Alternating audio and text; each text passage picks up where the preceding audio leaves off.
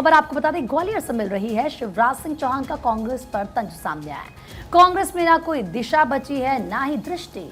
शिवराज सिंह चौहान की तरफ से कांग्रेस पार्टी पर हमला बोला गया। देखिए किस तरीके से ग्वालियर में उन्होंने कांग्रेस पार्टी पर तंज कसा है और ये कहा है कि कांग्रेस में ना अब कोई दिशा बची है, ना कोई दृष्टि बची है। लगातार काफ़ी ज़्यादा हमलावर मध्य प्रदेश के पूर्व मुख्यमंत्री शिवराज सिंह चौहान आ रहे हैं। जब वो रैलियां कर रहे हैं, जनता के बीच जा रहे हैं, इस दौरान मंच से कांग्रेस पर गंभीर आरोप उनकी तरफ से लगाए जा रहे हैं। सवाल पूछा जा रहा है कि आप बताइए, जब आप सत्ता में थे तो आपने क्या क्या, जो जनता से वादे आपने किया, क्या कभी उनको पूरा किया है? और ऐसे में अब उनकी तरफ से एक बार फिर से तंज कांग्रेस पार्टी पर। बिल्कुल, ना सिर्फ उन्होंने ये कहा बल्कि उन्होंने ये भी कहा कि 3 चीजें प्रधानमंत्री चेहरा, अच्छी पार्टी, सांसद प्रत्याशी को बताया। शिवराज सिंह चौहान ने कहा, एक तरफ बीजेपी, प्रधानमंत्री मोदी उन्होंने तय कर लिया है चेहरा, लेकिन कांग्रेस और इंडी गठबंधन पर निशाना उन्होंने साधा और कहा कि वहां प्रधानमंत्री कौन होगा। शिवराज सिंह चौहान ने कहा कि जब हर चीज देख परख कर करते हो तो प्रधानमंत्री भी देख परख कर बनाना चाहिए। तो यहां पर शिवराज सिंह चौहान जमकर कांग्रेस पर हमलावर नजर आए। शिवराज सिंह चौहान ने महिला को जागृत देवियां बताया, तो तमाम बड़ी बातों का जिक्र उन्होंने यहां पर किया। इस दौरान जो जनसभा में महिलाएं आई थी उनका अभिवादन किया और पूछा कि बहनों की याद तो बहुत दिनों से आ रही थी, क्या आपको भी मेरी याद आती थी? तो ये कहते हुए वो नजर आए, क्योंकि मामा मामा करके उनको जो मध्य प्रदेश की बहनें हैं वो उनको याद करती है और ऐसे में वो अपनी बहनों से यहाँ पर बातचीत करते हुए नजर आए। साथ ही साथ आपको बता दें, उन्होंने कहा कि मेरी बहनों, मेरे लिए दुर्गा, लक्ष्मी और सरस्वती हो तुम। ये जीवित जागृत देवियां हैं। देवता वही निवास करते हैं जहां पर माँ, बहन और बेटियों का मान सम्मान होता है। क्योंकि आपको याद होगा कांग्रेस की तरफ से ये बयानबाजी हुई थी शक्ति को लेकर और उसके बाद से लगातार बीजेपी इस मुद्दे को बार बार भुना रही है और ऐसे में शिवराज सिंह चौहान भी जमकर यहां पर निशाना साधते हुए कांग्रेस पर नजर आए। और वही देखिए, टाइम्स ऑफ इंडिया को प्रधानमंत्री मोदी ने इंटरव्यू दिया है। साथ ही आपको बता दें, पीएम मोदी ने इंटरव्यू में कुछ बड़ी बातें कही हैं। उन्होंने कहा, युवराज को सत्ता नहीं मिली तो भारत चुनावी तौर पर निरंकुश नहीं हो जाएगा। एनडीए 400 प्लस के लक्ष्य को पार करने की राह पर है।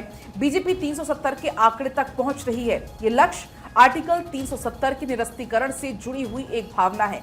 जब तक 70 से ज्यादा रैलियां और रोड शो किए हैं।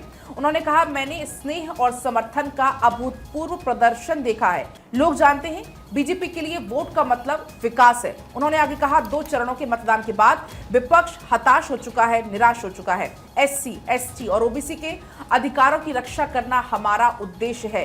तो ये कुछ बड़ी बात उन्होंने इस इंटरव्यू में की है प्रधानमंत्री मोदी ने। उन्होंने कहा कि अब तक मैंने 70 से ज्यादा रैलियां कर ली हैं, रोड शो कर लिया और मैंने उन रैलियों में, उन रोड शो में एक अभूतपूर्व स्नेह, एक प्यार जनता का देखा है हमारे प्रति, बीजेपी के प्रति।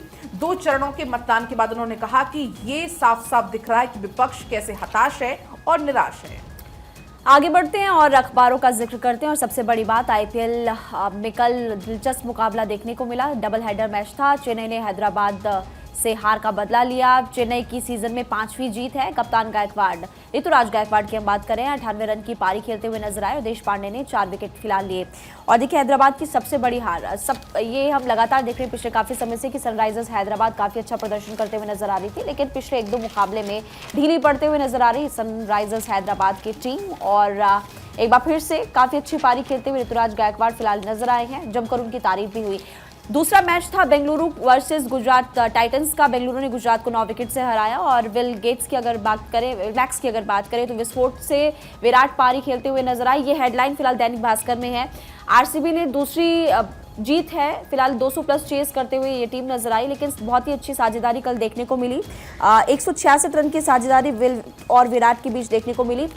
जैसे ही विल कल खेलते हुए नजर आए तो सबके मन में सवाल उठ रहा था कि आखिरकार ये प्लेयर इतने समय से कहां पर था। आरसीबी को देखकर ऐसा लग रहा है कि शायद अब प्लेऑफ वो क्वालिफाई करे। आरसीबी के फैंस लगातार ये प्रार्थना कर रहे हैं कि अब वो प्लेऑफ क्वालिफाई कर लीजिए, क्योंकि इस वक्त पॉइंट्स टेबल की बात करें तो सबसे लास्ट में रॉयल चैलेंजर्स बेंगलुरु, लेकिन कल काफी अच्छी पारी खेली विराट कोहली। हालांकि धीमे धीमे रन बनाते हुए नजर आए, लेकिन विल ने कल कमाल कर दिया और इसलिए जमकर उनकी तारीफ हुई। डबल हेडर मैच कल हुआ और दोनों ही मैच में काफी ज्यादा रोमांचक मुकाबला देखने को भी मिला। अब बिल्कुल विल के धमाके से जीता बेंगलुरु। बढ़ते खबरों में आगे और एक और बड़ी खबर आपको बताते चले, तीरंदाजी विश्व कप 14 साल बाद भारत को गोल्ड और भारत ने दक्षिण कोरिया को हराकर जीता गोल्ड।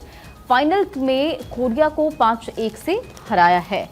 तो बड़ी खबर आपको बता रहे हैं, धीरज, तरुणदीप और प्रवीण की ऐतिहासिक स्वर्णिम जीत और 14 साल बाद पुरुष टीम ने विश्व कप की रिकर्व स्पर्धा में पीला तमगा जीता है और कोटा पाने में मदद मिलेगी और तमाम जानकारी है। देखिए अखबारों में भी इसका जिक्र है। भारतीय पुरुष रिकर्व टीम ने रविवार को 14 साल बाद तीरंदाजी विश्व कप में ऐतिहासिक जीत हासिल की है और धीरज बोमदेवरा, तरुणदीप राय और प्रवीण जाधव की तीकड़ी ने मौजूदा ओलंपिक चैंपियन दक्षिण कोरिया को फाइनल में 5-1 से हराकर स्वर्ण पदक जीता है और इससे पेरिस ओलंपिक में जगह पक्की करने की उनकी संभावनाओं को बल मिलेगा। मौजूदा विश्व कप में भारत का ये 5वां पीला तमगा और अमर उजाला में सबसे पहले आज टॉप में यही खबर है कि 14 साल बाद पुरुष टीम को स्वर्ण पदक मिला है। तीरंदाजी विश्व कप ऐसे में फाइनल में ओलंपिक चैंपियन कोरिया को 5-1 से हराया है। चलिए आगे बढ़ते हैं। अब बात कुछ और खबरों की करेंगे। आसमान से बरसती आग से झुलस रहा है आधा भारत। बिहार, झारखंड समेत कई राज्यों में लू का अलर्ट है। उड़ीसा में लू का रेड अलर्ट जारी किया गया है। त्रिपुरा में कुछ दिनों के लिए स्कूल बंद है। यानी कि कुल मिलाकर देखिए किस तरीके से और ज्यादा गर्मी का सामना आपको फिलहाल आने वाले दिनों में करना होगा। और महिमा, आप इस पूरे मामले पर कुछ कहना चाहती हैं? देखिए महिमा बताएंगी, लेकिन उससे पहले अखबारों में अगर जिक्र करें, हिंदुस्तान की एक खबर है जहां मौसम विभाग की चेतावनी और चुनावी राज्यों में हो सकता है लू से सामना। इसी हेडलाइंस के साथ इस खबर का जिक्र है और मौसम विभाग की तरफ से जानकारी दी गई है।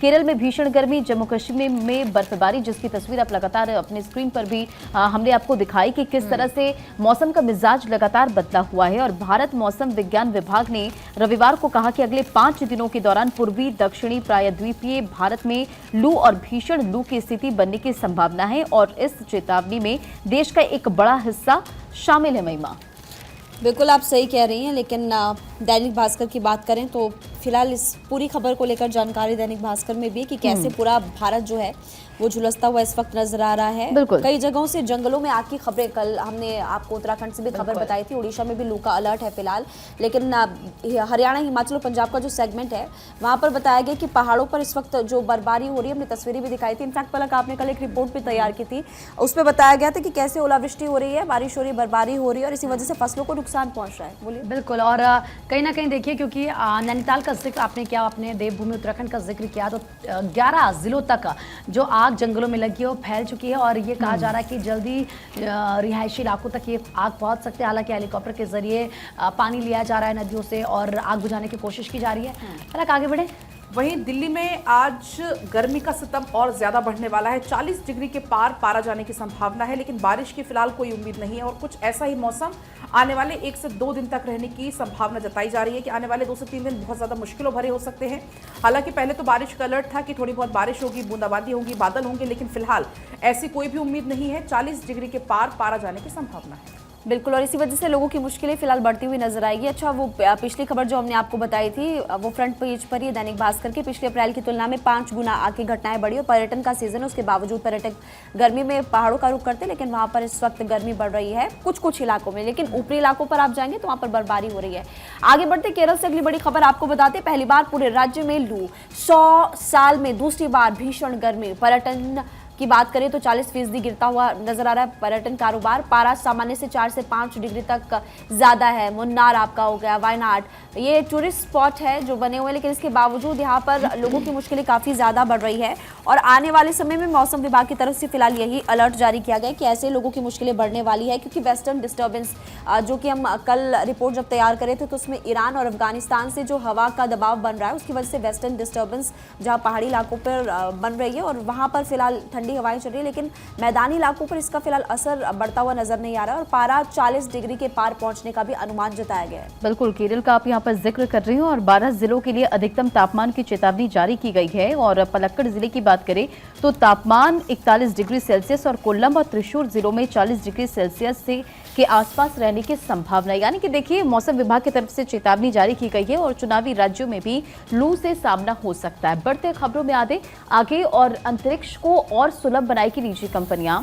इसरो प्रमुख सोमनाथ ने कहा कि भारत का 2040 में चंद्रमा पर उतरने का लक्ष्य है और अनुसंधान को गति देने में मदद करेगी। बिल्कुल, तो देखिए किस तरीके से भारत का लक्ष्य और बड़ा है और भारत की आप देखिए जिस तरीके से कोशिशें रही हैं वो ना सिर्फ कोशिशें बल्कि सफलता भारत को मिली है और पूरी दुनिया ने भारत का डंका बजते हुए देखा है। ऐसे में अंतरिक्ष को और सुलभ बनाएगी निजी कंपनियां, उनकी मदद से इसे और सरल बनाया जाएगा। इसरो प्रमुख सोमनाथ की तरफ से कहा गया है, उन्होंने कहा कि 2040 में चंद्रमा पर उतरने का लक्ष्य है। अनुसंधान को गति देने में इससे मदद मिलेगी, यानी कि निजी कंपनियों के जरिए।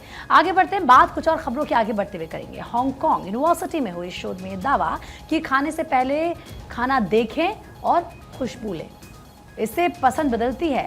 जंक फूड पर निर्भरता कम होती है। धीरे धीरे खाने से अचानक वजन नहीं बढ़ता। दरअसल बाकायदा रिपोर्ट तैयार की गई है और समझिए कि ये बताया गया है कि आप कैसे अगर पहले खाना खाते हैं उससे पहले एक बार आप खाने को देखें, अच्छे से निहार लें, आनंद लें आप खाने का। जैसे हमें कहा जाता है, पहले घरों में सिखाया भी जाता है कि आराम से खाने को देखिए, उसको आप इंजॉय कीजिए। इससे कहीं ना कहीं जो आपकी पसंद है वो बदलती है, क्योंकि बहुत सारे लोग कुछ स्पेशल, अगर हम ये कह लें कि कुछ सब्जियों को लेकर भी लोगों की धारणाएं होती है कि कोई कुछ कहता है कि हम ये नहीं खाते, जंक फूड की तरफ वो लोग जाते हैं। लेकिन अगर आप ऐसा करेंगे तो शायद जो आपका परसेप्शन है वो चेंज होगा और जो जंक फूड पर आपकी निर्भरता है वो कम होगी, आपको फायदा होगा, आप फिट रहेंगे, आप फाइन रहेंगे। और साथ ही साथ एक और चीज कि धीरे धीरे खाने से अचानक वजन नहीं बढ़ता है। और अब चलिए एक और बड़ी खबर आपको बताएंगे। प्लास्टिक प्रदूषण फैला रही कंपनियां 50% से ज्यादा फैला रही हैं प्रदूषण, की बड़ी जानकारी है। प्लास्टिक का कम उत्पादन सबसे बड़ा इसका समाधान है। 11% के लिए कोका कोला जिम्मेदार इसमें है कि जितना भी ये प्रदूषण है उसमें 11% कोका कोला जिम्मेदार है कंपनी, ये बड़ी जानकारी है। 50% आंकड़े ये कहते हैं कि प्रदूषण सबसे ज्यादा 56 बहुराष्ट्रीय कंपनियां प्रदूषण फैला रही हैं और इसका एकमात्र समाधान है कि प्लास्टिक का उत्पादन कम से कम। आगे बढ़ते श्रीलंका से खबर। सीता अम्मा मंदिर की प्राण प्रतिष्ठा 19 मई को होगी। भारत भेजेगा सरयू का जल। तो देखिए ये बड़ी खबर भी है, कुछ तस्वीरें वहां से सामने भी आ रही है और अम्मा मंदिर की प्राण प्रतिष्ठा 19 मई को होने वाली है। और देखिए महिमा, अमर उजाला में फ्रंट पेज पर ही इस खबर को जगह दी गई है, हेडलाइन दी गई है। श्रीलंका सीता अम्मा मंदिर की प्राण प्रतिष्ठा 19 मई को भारत भेजेगा सरयू का जल। ऐसे में देवी सीता को समर्पित सीता अम्मा मंदिर के अभिषेक समारोह के लिए भारत पवित्र सरयू नदी का जल श्रीलंका भेजेगा। प्रक्रिया शुरू कर दी गई है। सीता अम्मा मंदिर का प्राण प्रतिष्ठा समारोह 19 मई को होना है। श्रीलंका ने उत्तर प्रदेश सरकार को लिखे पत्र में धार्मिक समारोह और मंदिर में देवी सीता की मूर्ति की प्रतिष्ठा के लिए सरयू नदी के जल का अनुरोध किया था और इस को लेकर अब काम भी शुरू हो चुका है। बढ़ते खबरों में आगे, और 4 धाम के श्रद्धालुओं को 1 घंटे में दर्शन। इस बार टोकन स्लॉट सिस्टम ज्यादा प्रभावी और नए रिकॉर्ड के आसार हैं, क्योंकि देखिए लगातार ये आंकड़ा बढ़ता ही जा रहा है और 15 लाख श्रद्धालुओं ने अब तक रजिस्ट्रेशन कराया। तो 4 धाम यात्रा की शुरुआत होने वाली है और श्रद्धालुओं को 1 घंटे में दर्शन, और इस बार टोकन स्लॉट सिस्टम ज्यादा प्रभावी रहेगा। नए रिकॉर्ड के आसार हैं और 15 लाख श्रद्धालुओं ने अब तक रजिस्ट्रेशन करवा दिया है। बिल्कुल, क्योंकि यही कोशिश होती है कि 4 धाम यात्रा के लिए लोग जाते हैं, श्रद्धालु जाते हैं दूर दूर से, ना देश से बल्कि विदेश से भी लोग आते हैं और जल्द से जल्द वो दर्शन कर सके, जो उनका सफ़र है वो आसान हो। इसको लेकर सरकार लगातार काम करती रहती है। आप देखिए किस तरीके से ये राहत है कि 1 घंटे में आप आसानी से दर्शन कर पाएंगे। आगे बढ़ते हैं, बात कुछ और खबरों की करेंगे। दाऊद 41 साल पुराने केस से बरी, गुजरात की कोर्ट ने बरी किया है। दाऊद के पास मिले थे 5 पिस्टल। आर्म्स एक्ट में ये मामला दर्ज था और अब इस पूरे मामले में बड़ा अपडेट ये मिल रहा है कि दाऊद 41 साल पुराने केस में बरी हो चुका है। गुजरात की कोर्ट ने दाऊद को बरी किया है। दाऊद के पास उस वक्त 5 पिस्टल मिली थे जिसको लेकर पूरा मामला चला था। आर्म्स एक्ट में मामला दर्ज किया गया था, लेकिन 41 साल बाद उसे बरी किया गया है। चलिए बाकी बढ़ेंगे। पधारो हमारे देश, खाटू श्याम जी पहले, जयपुर दूसरे नंबर पर। साल भर बाहर देसी पर्यटकों से गुलजार राजस्थान, 17 करोड़ लोग आए। तो कुल मिलाकर ये पर्यटन का आपको आंकड़ा बता रहे हैं किस तरीके से जो देसी पर्यटक है उनसे राजस्थान लगातार गुलजार हो रहा है। 17 करोड़ पर्यटक राजस्थान आए हैं। राजस्थान में कई ऐसे स्पॉट है जहां पर जो टूरिस्ट हैं, आसपास के टूरिस्ट, वो राजस्थान को अपनी पहली पसंद मानते हैं। साल भर वहां पर कुछ ऐसी तस्वीरें, चाहे खाटू श्याम जी हों चाहे जयपुर, तो खाटू श्याम जी के दर्शन करने के लिए कई संख्या में यहाँ पर भक्त पहुंचे। जी बिल्कुल, आगे बढ़ते हैं। और मैक्स मीडिया की रिपोर्ट में दावा किया गया 1 साल में 59 प्रतिशत टिकट हिंदी फिल्मों की बिके। 22 से 30 की उम्र वाले दर्शक ज्यादा है। सिनेमा दर्शक राजस्थान में 151% और साउथ में 3.5% फिलहाल बढ़े। दैनिक भास्कर में इस खबर को लेकर फिलहाल जानकारी भी दी गई है फ्रंट पेज पर ही। और देश में इस साल में सिनेमा दर्शकों की जो संख्या है 29% से बढ़कर 15.7 करोड़ हो गई है। इनमें 9.7 करोड़ पुरुष तो 6 करोड़ महिलाएं। 94.2 करोड़ टिकट खरीदे गए। ओरामैक्स मीडिया रिपोर्ट के मुताबिक ये बताया गया कि 1 जनवरी से लेकर 31 दिसंबर 2023 के बीच राजस्थान में सबसे ज्यादा 151.8%, बिहार और झारखंड में उसके बाद 123.8%, तो मध्य प्रदेश और छत्तीसगढ़ में 105.2% दर्शक जो है बढ़ते हुए नजर आए। और दक्षिण भारत की बात करें तो सिनेमा का गढ़ दक्षिण भारत को कहा जाता है, वहां पर सिर्फ और सिर्फ 3.5% ही दर्शक बढ़े हैं। तो इससे आप अंदाज़ा लगा सकते हैं कि जो ऊपर वाले राज्य है, उत्तर भारत के जो राज्य है, वहाँ पर ज़्यादा संख्या दर्शक जो है वो बढ़ते हुए नजर आ रहे हैं। लेकिन साउथ जो सिनेमा का गढ़ कहा जाता है, वहाँ पर भी बड़ी है दर्शकों की संख्या, लेकिन इतनी ज़्यादा नहीं, सिर्फ और सिर्फ 3.5%। और इसके बीच एक बड़ी खबर आपको बताते चले, स्किन कैंसर को जड़ से खत्म करेगी वैक्सीन। ब्रिटेन में मरीजों पर परीक्षण का आखिरी दौर और हर मरीज के लिए अलग अलग इसकी शुरुआत होगी और शुरुआती नतीजे जो सामने आए हैं वो बेहद ही पॉजिटिव है। तो बड़ी खबर आपको बता रहे, जहां स्किन कैंसर से जुड़ी हुई जानकारी है। स्किन कैंसर को जड़ से खत्म करेगी वैक्सीन और ब्रिटेन में मरीजों पर इसे लेकर परीक्षण किया गया है और ये परीक्षण अब आखिरी दौर में है और हर मरीज के लिए ये अलग अलग होगी। और जो शुरुआती नतीजे इसे लेकर सामने आए, इस परीक्षण के जो शुरुआती नतीजे आए वो बेहद ही पॉजिटिव है। प्रीति, बिल्कुल इसीलिए माना जा रहा है कि गुड न्यूज से आगे बढ़ते हैं। बात देवभूमि उत्तराखंड की करेंगे। जंगल में आग पर सीएम धामी का रिएक्शन सामने आया। आग पर काबू पाने के लिए सेना की मदद ले रहे हैं। स्थानीय लोगों से सहयोग करने को कहा जा रहा है। तो देखिए पुष्कर सिंह धामी की क्योंकि इस वक्त मुश्किलें बढ़ी हुई हैं, वो इसीलिए क्योंकि उत्तराखंड के 11 जिलों तक ये जंगल की आग पहुंच चुकी है और ऐसे में सीएम धामी की तरफ से प्रतिक्रिया इस पूरे मामले में दी गई। और अगर अमर उजाला की बात करें, क्योंकि इस वक्त मेरे पास है और पेज नंबर 15 पे बाकायदा बड़ी बड़ी हेडलाइन दी गई है कि नैनीताल जंगल की आग आबादी तक पहुंची है, एनडीआरएफ ने मोर्चा संभाल लिया है। और देखिए किस तरीके से लोगों से खुद सीएम पुष्कर सिंह धामी ने अपील ये की है कि एक तरफ हम सेना की मदद ले रहे हैं, लेकिन आप लोग भी सहयोग कीजिए क्योंकि ये जंगल की आग तेजी से फैलती हुई चली जा रही है। 13 जिले हैं उत्तराखंड में, सोचिए 11 जिलों तक जंगल की आग जो है वो पहुंच चुकी है और ऐसे में ये लोगों से कहा जा रहा है कि आप भी सहयोग कीजिए। अगर न्यूज़पेपर की बात करूं तो देखिए किस तरीके से इसमें लिखा गया है कि कौसानी के आर्मी कैंप परिसर तक फैली आग पर सेना ने काबू पाया है। वहीं डीटी हाट में धधक रहे हैं जंगल। नैनीताल समेत कुमाऊं के 5 पर्वतीय जिलों के कुछ क्षेत्रों में जंगल की आग आबादी तक पहुंच गई है और ऐसे में नैनीताल वन कुछ कहना चाह रही है महिमा? बिल्कुल प्रीति, मैं आपसे सवाल पूछना चाहती हूँ क्योंकि आप तो खुद ही उत्तराखंड से आती हैं, तो ऐसे जंगलों को जलता हुआ देखकर आपको भी बहुत बुरा लगता होगा। मानिए कि हमारा दिल भी जल रहा हो ऐसा लगता है। उतनी पीड़ा हमें होती है जब हम इन आग को देखते हैं और बहुत ही कष्ट होता है ऐसे देखकर। लेकिन हर साल हमने देखा है किस तरीके से जंगलों में आग लगती है और उसके बाद उस जंगलों की आग फैलती चली जाती है। एक तरफ आप ये सोचिए कि जंगलों को कितना नुकसान हो रहा है, हमारे पर्यावरण को कितना नुकसान हो रहा है, लेकिन क्योंकि जब खुद हम आते हैं और मुझे लगता है कि सिर्फ मैं नहीं, ऐसी बात नहीं कि मैं देवभूमि उत्तराखंड से हूँ तो मुझे कष्ट होगा, आपको भी, क्योंकि आप हिमाचल से आती हैं, आप भी वहाँ पर अक्सर ऐसी खबर देखती हैं। पलक भले ही मध्य प्रदेश से आती हूँ, रंजना बिहार से आती हूँ, लेकिन अगर इस तरह की तस्वीरें देश के किसी भी कोने से आएंगी तो जाहिर सी बात है वो दुख देती हैं। बिल्कुल, और इसलिए देखिए यहाँ पर इस बार हम देख रहे हैं कि पिछले साल के आंकड़ों को अगर हम देखें तो 5 गुना ज़्यादा इस बार आग की घटनाएं काफ़ी ज़्यादा बढ़ गई है। अगर बात करें राज्य में तो इस महीने में सिर्फ और सिर्फ कुल 5,710 घटनाएं हुई, जिसमें से पिछले साल में 1,046 दर्ज की गई। तो आप यहाँ पर देख सकते हैं कि 5% तक जो घटनाएं काफी ज्यादा बढ़ गई है। और देखिए महिमा, क्योंकि अगर हम पिछले 10 सालों की बात करें, क्योंकि मैंने कहा कि हर साल ऐसी तस्वीर सामने आती है, तो पिछले 10 साल में 14,000 से अधिक घटनाएं सामने आई हैं। यानी कि पिछले 10 सालों के दौरान जंगल में आग लगने की 14,000 से ये जो अधिक घटनाएं हो चुकी हैं, ये अपने आप में चिंता का विषय है।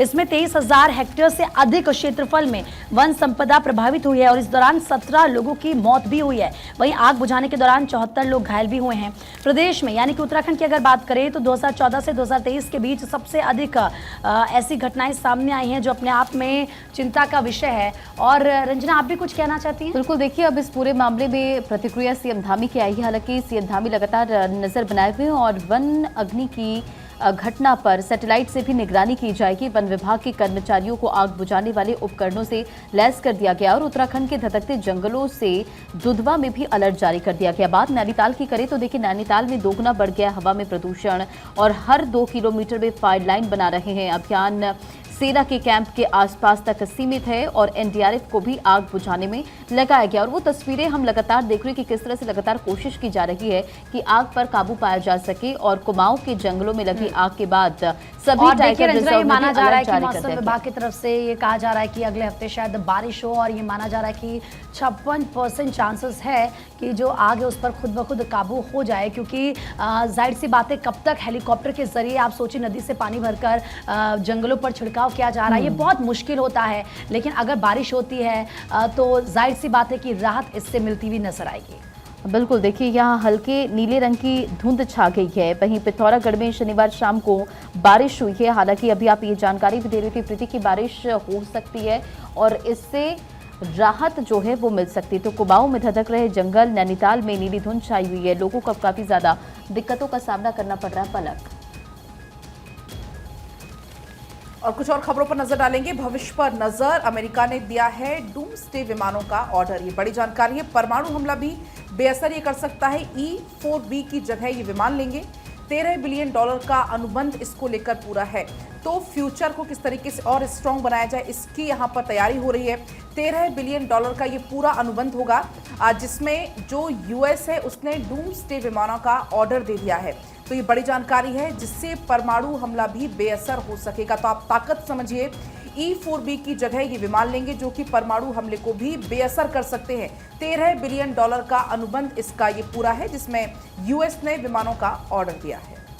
आगे बढ़ते हैं, बात करते हैं फैक्ट फाइल की। और आज फैक्ट फाइल में बात करेंगे इरफान खान की। यादों में इरफान खान। करियर की शुरुआत टेलीविजन सीरियल से उन्होंने की।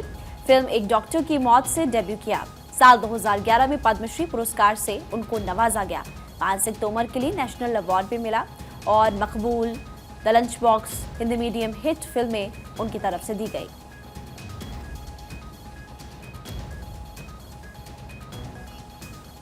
और फैक्ट फाइल में बात करते हैं आगे। अंतर्राष्ट्रीय नृत्य दिवस आज 1982 अंतर्राष्ट्रीय नृत्य दिवस की शुरुआत हुई और मुख्य उद्देश्य नृत्य का जश्न मनाना, नृत्य के प्रति लोगों को जागरूक करना और नृत्य के सभी रूपों का आनंद लेना है। 200 से अधिक देशों में इसे सेलिब्रेट किया जाता है, इसे मनाया जाता है। तो आज अंतर्राष्ट्रीय नृत्य दिवस है और ऐसे में इसे लेकर जानकारी।